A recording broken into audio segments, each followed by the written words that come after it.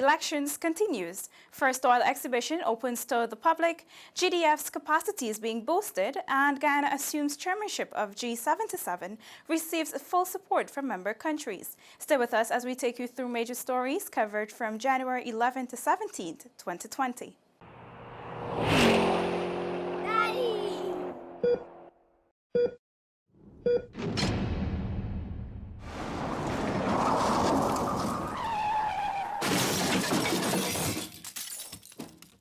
We have 36 days to go as we prepare for the Golden Jubilee Republic anniversary. Thank you for joining us.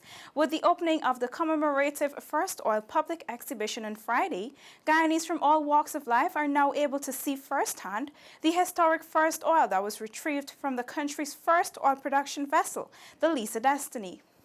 The exhibition was officially launched on Thursday evening at the Guyana National Museum and is open to the public. Director of Energy Dr. Mark Bino expressed the government's keenness in ensuring the public can understand and experience firsthand as many aspects of this national endeavor as possible. I join you to witness this launch of an exhibit which is designed to ensure that the children, youth, young people of Guyana, and anyone else who visits the museum in the future will be able to see the actual first drop of oil which was produced on Guyana's first Petroleum Day, December 20th, 2019. This is an especially significant moment since the exhibit is not only contain the first oil exhibit, but makes available to the public the actual model of the Liza Destiny, the first of at least 5 FPSOs expected to operate in the Stabroek Block over the next 4. The first oil exhibition provides an opportunity for Guyanese to learn more about the petroleum sector. It includes newspaper headlines after May 21, 2015, when ExxonMobil and its co-venturers announced the discovery of oil in commercial quantities at the Liza-1 well, and December 20, 2019, when Guyana officially became an oil-producing state. It also includes a scale model of Guyana's first floating production, storage, and offloading vessel, the Liza Destiny, as well as a sample of Guyana's first crude oil. In brief remarks, Exxon Country Manager Rod Henson stated that this represents the beginning of a new journey for Guyana. First oil represents the culmination of years of hard work and the beginning of a new journey for this amazing country and its people. It's been a journey that deserves to be recorded and shared with future generations. The Stabroek Block co-ventures ExxonMobil, Hess, and Sunus are pleased to collaborate with the Department of Social Cohesion, Culture, Youth, and Sport, the Department of Energy, and the Guyana National Museum on this exhibition, as it provides an additional opportunity to recognize the efforts of all those involved. In addition to being able to view the exhibits, Guyanese have the chance to be one of 10 lucky winners to receive a vial of Guyana's first crude. To enter, participants must take a selfie of themselves or with a group of friends in front of any part of the exhibition and upload it to their Facebook page and tag it to the Department of Culture as well as the Department of Energy. The competition runs until February 11.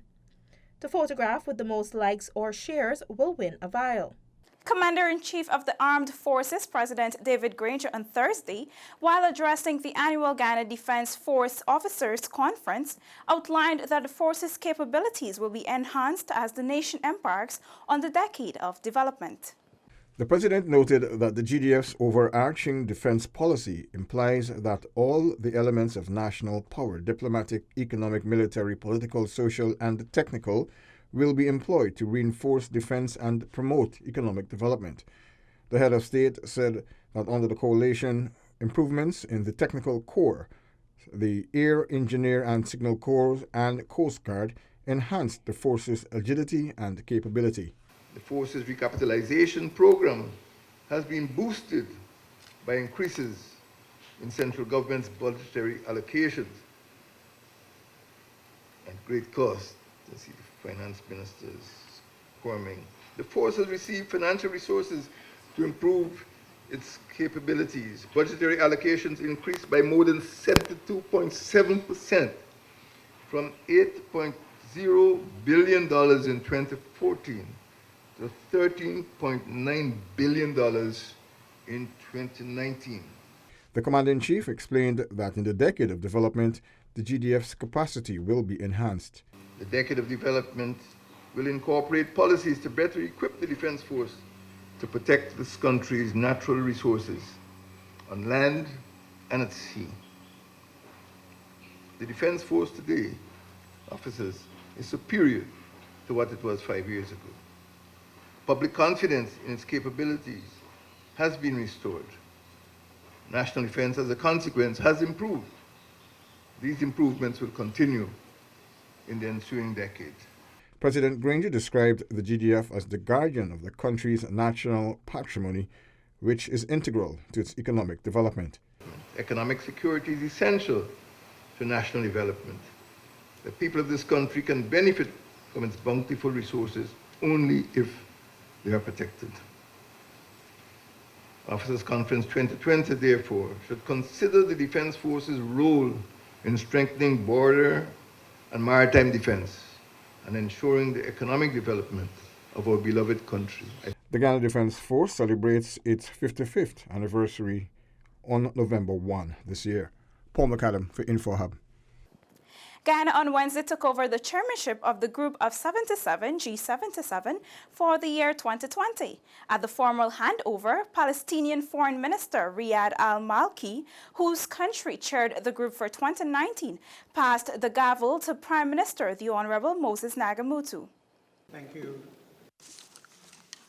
very much for passing over the gavel to the Cooperative Republic of Guyana. And I wish to now call the second session to order of this ceremonial meeting. With the gavel officially passing from Palestine to the Cooperative Republic of Guyana, Prime Minister Moses Nagamutu, who sits as chair on behalf of Guyana, says this year the group has to work on enhancing its image. Listing what he described as a plethora of challenges, climate change, poverty and hunger to name a few, Prime Minister Nagamutu said 2020 is a significant year and will test the core of the G77. Excellency, as we meet today, the international situation gives increasing cause for concern. Notwithstanding the Paris Agreement and SDGs, many developing countries continue to grapple with a plethora of grave challenges with respect to the ravages caused by climate change, poverty, hunger, and disease. There is a deepening trust deficit in multilateralism, as well as inadequate means of implementation, including financing, trade, technology transfer, and capacity building. On the other hand, 2020 is already full of significant undertakings and challenges that will sternly test the mettle of our group. It will be easily evident, therefore, that nothing short of a strong, credible, and focused G77 will enable us to be equal to the demands of our time. Prime Minister Nagamutu underscored that as the largest negotiating bloc within the United Nations, the G77 is strong as it is united. As a large group, our circumstances, realities, and experiences vary greatly, but we will continue to use our diversity as a source of strength. The world needs a strong United Nations and a strong G77. The Group of 77 and China is a coalition of 135 developing nations designed to promote its members' collective economic interest and create an enhanced joint negotiating capacity in the United Nations. Felicia Valenzuela, InfoHub. Meantime, Guyana's chairmanship of the G77 has received full support from member countries. As the Group of 77, G77 and China met for the formal handing over of the 2020 chairmanship from Palestine to Guyana, Venezuela accused Palestine of breaching procedures in advancing the candidacy of Guyana for chairmanship of the G77. The Venezuela foreign minister told the meeting President Nicolas Maduro raised an objection. However, that objection was met with silence as no other member country supported Venezuela's claim. Groups from Latin and Central America, Asia, Africa, and the Pacific all endorsed Guyana's chairmanship and pledged their support. India, Bangladesh, Sri Lanka, Nicaragua, Costa Rica, Argentina, and Lebanon also sounded their support. Excellencies, ladies and gentlemen, I congratulate the Cooperative Republic of Guyana for its election as chair of the Group of 77 and China, and look forward to continue engaging with the newly elected chair and members of the group throughout the resumed session. Guyana's leadership will be critical to preserving and preventing and advancing the interests of the Group of 77 and China and progressing all elements of the development agenda. I also congratulate Guyana as it assumes the presidency for the coming year and wish to assure you of the continued support of the Secretariat and of my office. In the meantime, as Palestine passed the chairmanship of the G77 to Guyana, the country's Foreign Affairs and Expatriates Minister Riyad al-Maliki expressed his confidence in Guyana's ability to chair the G77 China group. The state of Palestine received the baton from Egypt and today passes the baton to Guyana, embodying the uninterrupted chain of a joint endeavor that started 55 years ago and that is more relevant today than ever. Mr. al-Maliki reiterated that the group stands together and its unity is not merely a slogan but a rare value. Felicia Valenzuela, InfoHub. Touted as the winning list, the APNU+AFC's national top-up list has several fresh youth and women faces to complement its more experienced players. The winning list serves familiar faces like Catherine Hughes, current Minister of Public Telecommunications, and Foreign Secretary Kyle Greenidge. It also comprises some other candidates with considerable experience in their fields, with the likes of Ministers David Patterson, Jaipal Sharma, Valda Lawrence, and Director General Joseph Harmon. Minister Simona Brooms is also back on the list. Minister Brooms is a youth favorite owing to her extensive youth and women's work. Fresh and youth faces on the winning list include Youth for Change President Joretha Fernandes, who holds a master's degree in public administration from the University of Guyana, and Rysdale Ford, one of the attorneys at law that represented the government at the CCJ in the December 21, 2018 vote case. Other faces include Coretta MacDonald, General Secretary of the Guyana Teachers Union, Ganesh Maipal, who serves as Regional Information Officer for Region 3, as well as Head of the Office of Climate Change, Janelle Christian. Having almost 30 years teaching experience, John Adams is another name on the winning list, accompanied by Michael Carrington and Linden youth favorite German Figueroa. WPA's newest addition to the list is entrepreneur and student Kadaki Amsterdam. Communications lecturer Marcy Parker is also on the list, with international relations professor and political strategist Raymond Mark Curtin and political science lecturer David Hines. The AFC added more young faces, including Sherrod Duncan and Kenny Valadares, while the PNC's youth representation includes Attorney-at-Law James Bond, GYSM Chairman Ryan Belgrave, and Sport Director Christopher Jones.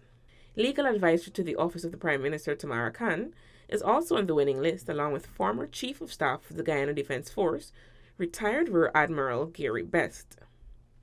Assistant Regional Executive Officer of the Moruca Sub-Region in Region 1, Renita Williams, is one of the Indigenous representatives on the list, which the coalition dubs as being the most inclusive list of all.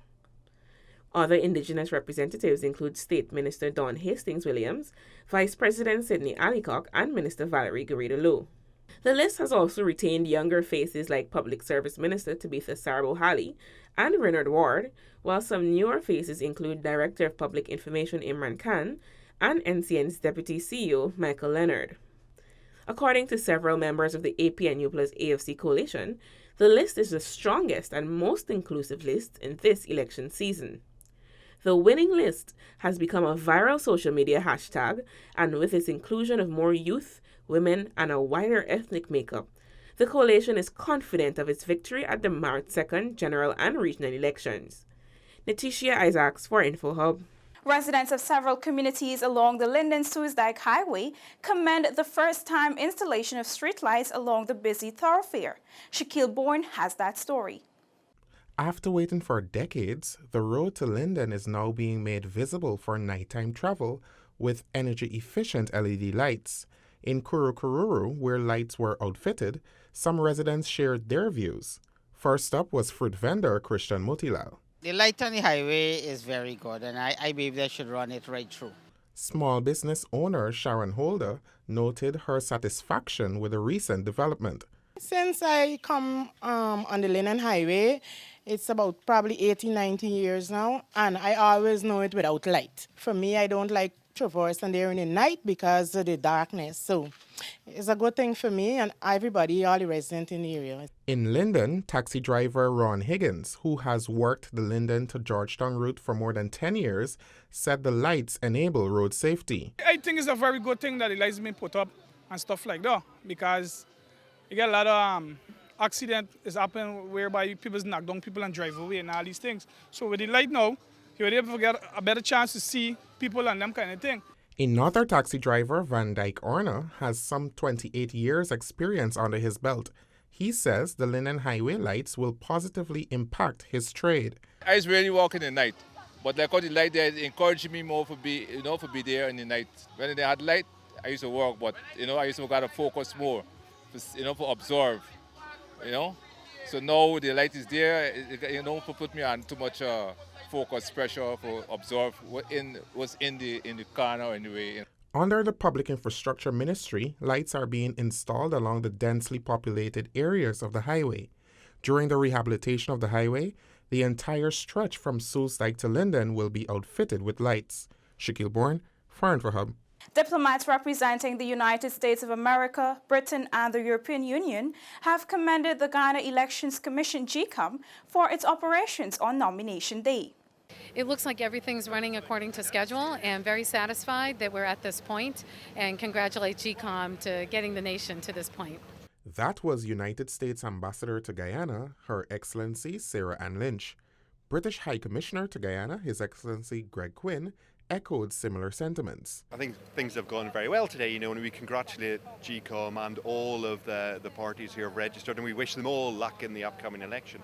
As the activities wrapped up on nomination day, Friday, January 10, head of the European Union's delegation to Guyana, His Excellency Fernando Pons Canto, lauded the process as a smooth one. It was an act of democracy, and I think that we are all quite positively impressed by the organization and also by the participation of the parties. I think that everything went smoothly. The following day, the ABE countries issued a joint statement congratulating GCOM on the efficient process and called on all Guyanese to, and I quote, embrace the essence of unity and social cohesion as enshrined in Guyana's constitution, end of quote. General and regional elections will be held on March 2, 2020. Shaquille Bourne for InfoHub. Old age, invalidity, and minimum pensions have increased significantly, and pensioners will be enjoying the additional funds come February 1. Effective from January 1, the minimum rates for old age and invalidity pensions have been increased from $32,100 to $35,000 per month.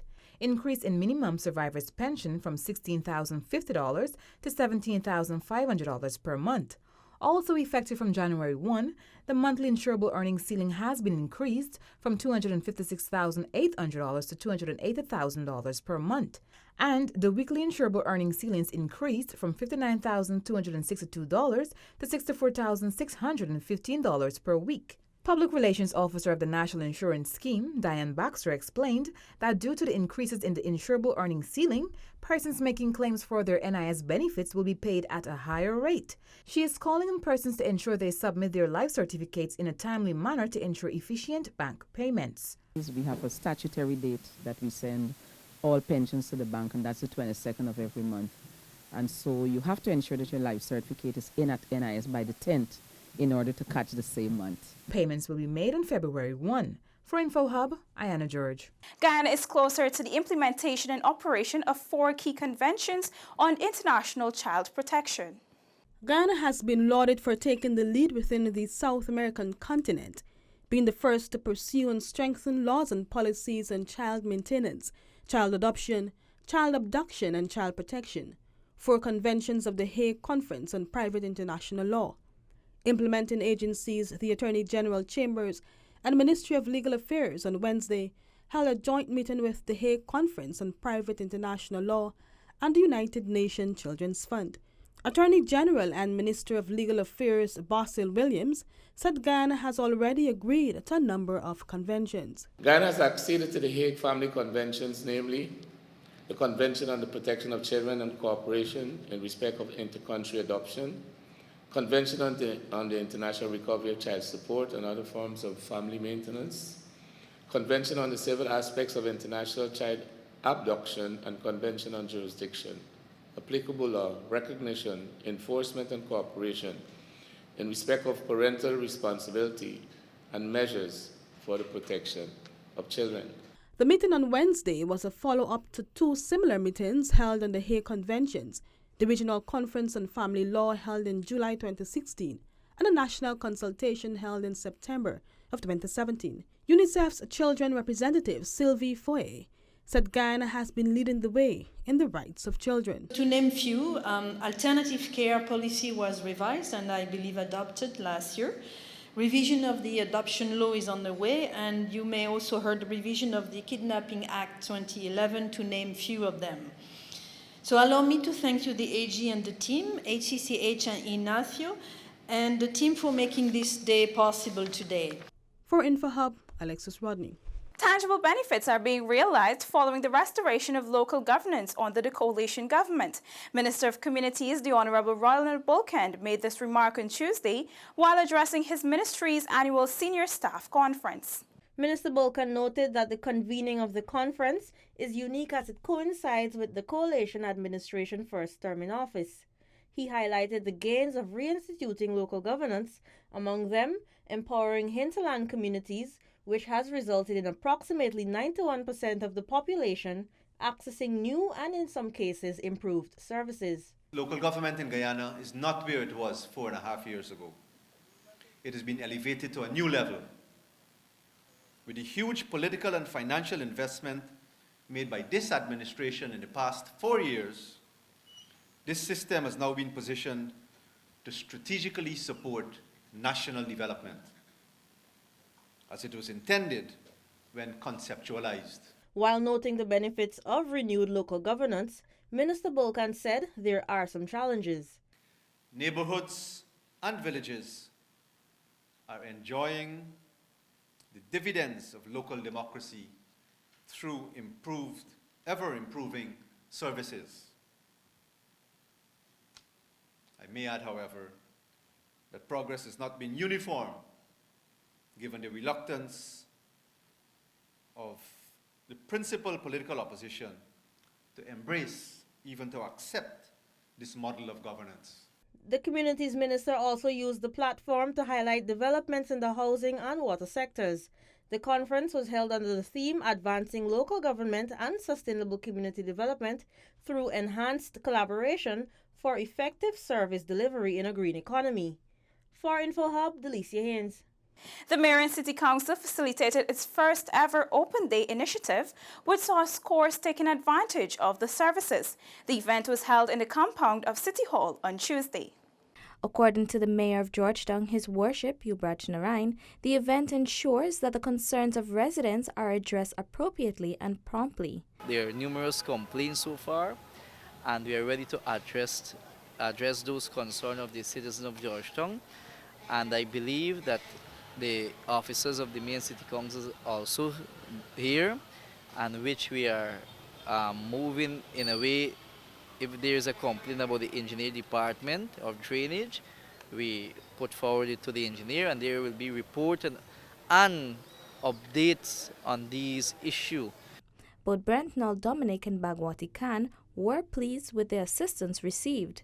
Today my issue was more of a personal one, with the legalities of my presence at the spot that I'm occupying. I think the initiative is great. We need more initiatives like these because what it does is that it enlightens the public, is to bring everybody together. And if we, as I said before, if we can do it like this with a church service, we invite the Spirit of the Almighty, and then we go about things accordingly. I think the initiative was second to none. The water flooding at the back of the alley and in front of the passageway.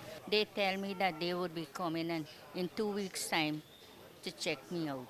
The city mayor also used the platform to call on the staff at City Hall to continue working in the best interests of the people. Neola Dimon, InfoHub. Recognizing the importance of technological trends in an ever-changing world, the Google company and a number of stakeholders have reached out to 7 Caribbean countries, including Guyana, to create a data ecosystem to benefit the Caribbean and, by extension, the world. Guyana is now the 3rd Caribbean country to have benefited from the launch of a Caribbean School of Data. Dr. Maurice McNaughton from the Mona School of Business Management of the University of the West Indies said technology is dominating most sectors around the world and the Caribbean must keep up. When we talk about the digital economy, it's not a question that the digital economy is coming. It is here. The idea that much of our interactions, whether in commerce, whether economic activity, social activity, is taking place through digital interactions, right? I mean, that's what characterizes the digital economy. The training program is expected to benefit at least 1,500 marginalized youths and will cover several key areas such as social media and web applications, data fundamentals and critical thinking and problem solving.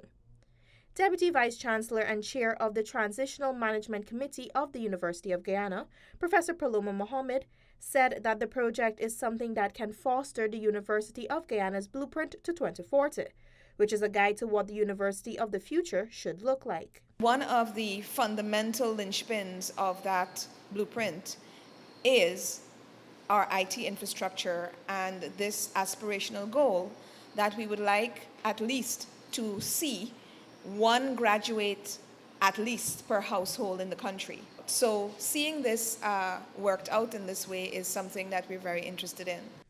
The signing of the agreement was done between Dr. Norton, Professor Mohammed, head of the university's Computer Science Department, Penelope De Freitas, and the Dean of UG's Natural Sciences faculty, Dr. Troy Thomas. The launch of the school, which took place at the university's Turkine campus, is a collaborative effort among Google, the Mona School of Business Management of the University of the West Indies, the Caribbean Open Institute, and /Roots Foundation. This year's contending junior soca and calypso artists can now breathe easily as they were provided with government-sponsored subsidies to aid in the recording of their songs.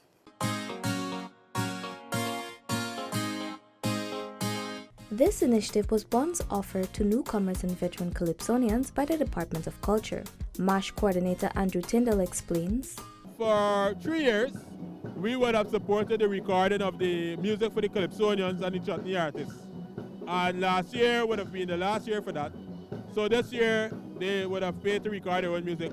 And the focus now is on the youth. He told InfoHub that this decision is part of the department's efforts to bring awareness to the work of the artists. Tyndall noted that this simple yet significant act was necessary, as it will allow the artists to focus more on themselves and providing top-notch performances. Last year, Jamal Stewart became the junior calypso monarch with his song Miss May's Old Car Engine, while Javinsky Thorne snatched the junior soca monarch with his song The Stage. Persons interested in this year's junior category can attend the Junior Calypso and Soca rehearsals on January the 18th at the Kitty Sewell Bandstand. Neola Dimon, InfoHub. This has been InfoHub Recap, which looks at major stories carried from January 11 to 17, 2020. Remember to subscribe to our website for more stories and follow us on our social media platforms. Also, do take some time to review the Diaspora Digest and other publications found on our website. Have a safe and enjoyable weekend, and remember, we are one people, one nation with one destiny. Goodbye for now.